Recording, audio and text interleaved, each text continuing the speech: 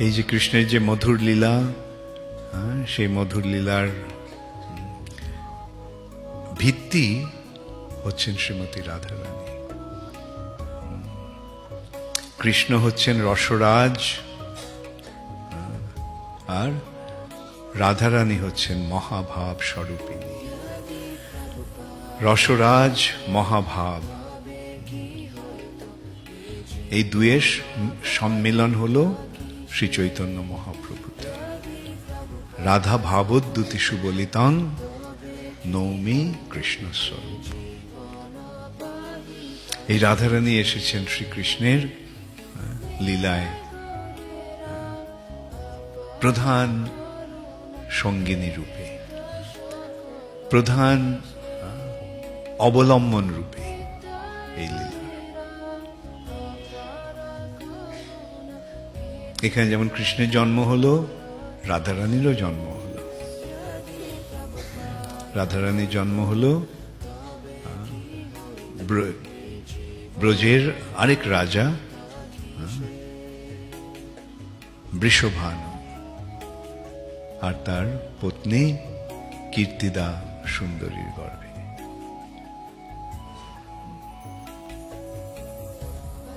রাধারানীর জন্মের একটা অপূর্ব সুন্দর তার রূপ, কিন্তু একটা দুঃখের বিষয়ে দাঁড়ালো, ওর চোখ নেই, চোখ খোলে না, জন্মান্ধ। সকলে অত্যন্ত ব্যথিত হলো, এত সুন্দর একটা মেয়ে কিন্তু ওর চোখ খোলেন, চোখ ফোটেন।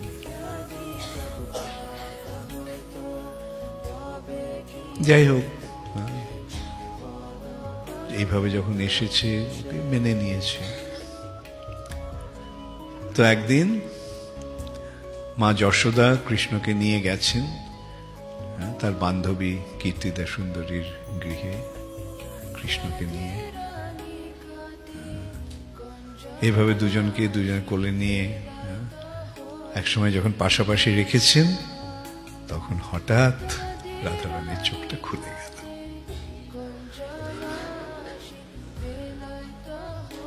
অর্থাৎ রাধারানী অন্য কিছু দর্শন করবেন না, কৃষ্ণকে ছাড়া আর কিছু দর্শন করবেন না, কাউকে দর্শন করবেন না। তাই জন্য তিনি তার চোখ বন্ধ। কিন্তু যেই কৃষ্ণ এলো, ব্যাস চোখ দুটো ফুটে উঠল। রাধারানীর জন্ম সম্বন্ধে ললিত মাধব গ্রন্থে শ্রীল রূপ গোস্বামী আরেকটা সুন্দর বর্ণনা দিয়েছে। হিমালয় পর্বতের কন্যা পার্বতীর সঙ্গে শিবের বিয়ে হলো। এটা অত্যন্ত গৌরবের বিষয়। কিন্তু বিন্দের মনে হলো যে আমার এর থেকেও একটা বড় মেয়ের দরকার, এর থেকেও আরো শ্রেষ্ঠ এক মেয়ে আমি চাই। তখন বিন্দ পর্বত হিমালয়ের সঙ্গে প্রতিদ্বন্দ্বিতা করে, বা এইভাবে তার মনোভাব হলো যে হিমালয়ের মেয়ের সঙ্গে শিবের বিয়ে হয়েছে, ঠিক আছে, আমি এমন একটা মেয়ে করব যার সঙ্গে শিবের থেকেও বড় কারোর সঙ্গে বিয়ে হবে। এই বলে সে কঠোর তপস্যা করলো। সেই তপস্যার ফলে তার দুটি কন্যা হলো। আর সেই সময় পুতনা সমস্ত বাচ্চাদের মারছে। সেই ওই দুটি কন্যাকে নিয়ে পুতনা আকাশ গর্ভে খেচড়ি পুতনা উড়ে যাচ্ছে, আর সকলে আকুল হয়ে উঠেছে। তখন বিন্দের যে ব্রাহ্মণ পুরোহিত ছিল, তারা রাক্ষসী নিধন মন্ত্র উচ্চারণ করতে লাগলো। তার ফলে ভয় পেয়ে পুতনা ওই মেয়ে দুটিকে কোল থেকে ফেলে দিল, আর সেই মেয়ে দুটি পড়ল যমুনায়। আর যমুনার জলে ভাসতে ভাসতে তারা ব্রজে এলো। একটা মেয়েকে পেল মহারাজ বৃষভানু, আরেকটি মেয়েকে পেল চন্দ্রভানু। সেই সূত্রে বৃষভানুর কন্যা হলো রাধা, আর চন্দ্রভানুর কন্যা হলো চন্দ্রাবলী। এই বর্ণনাটা ললিত মাধবে শ্রীল রূপ গোস্বামী দিয়েছেন।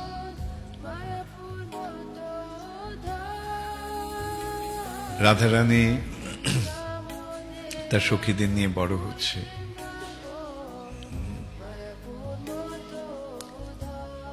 এবং কালক্রমে কৃষ্ণের প্রতি তার অনুরাগ প্রবল থেকে প্রবলতর হল।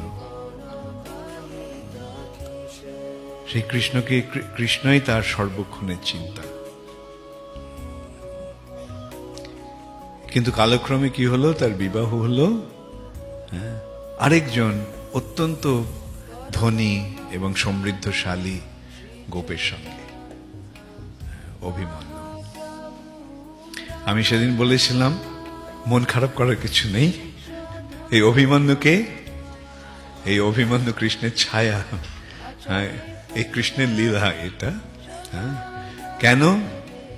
কেননা এই যে প্রেমের যে সম্পর্ক, এই প্রেমের সম্পর্কে যত বাধা আসে প্রেমটা তত বেশি প্রবল হয়, এবং তার ফলে সেই সময় বলা হচ্ছে অহেরেব গতির প্রেম। প্রেমের গতিটা সরল নয়, প্রেমের গতিটা আঁকা বাঁকা। অহির এব, অহি মানে সাপ। সাপ যেভাবে চলে প্রেমের গতিটা ওরকমই এঁকে বেঁকে চলে। কেন বাধা আসছে। বাধা এলে তো সোজা যাওয়া যাবে না, বাধা থেকে এড়িয়ে যাওয়ার জন্য এখন এই যে বাধাগুলি আসছে সেটা প্রেমকে আরো বেশি গভীর করে তুলছে। সেই জন্যই এই আয়োজন। আপাত দৃষ্টিতে শ্রীকৃষ্ণের সঙ্গে রাধারানীর বিবাহ হয়। আর সেই সম্পর্কে আরেকটা কথা আমি বলেছিলাম, তাহলে অন্য ব্রজগোপীদের কি ব্যাপার? ওরাও তো কৃষ্ণের প্রতি প্রেমাসক্ত। সেখানেও কি অন্যায় আছে কিছু? সেখানেও কোনো অন্যায় নেই। তাদেরও বিয়ে হয়েছে কার সঙ্গে? ওই কৃষ্ণের সঙ্গে বিয়ে হয়েছে। কিভাবে বিয়ে হলো কৃষ্ণের সঙ্গে?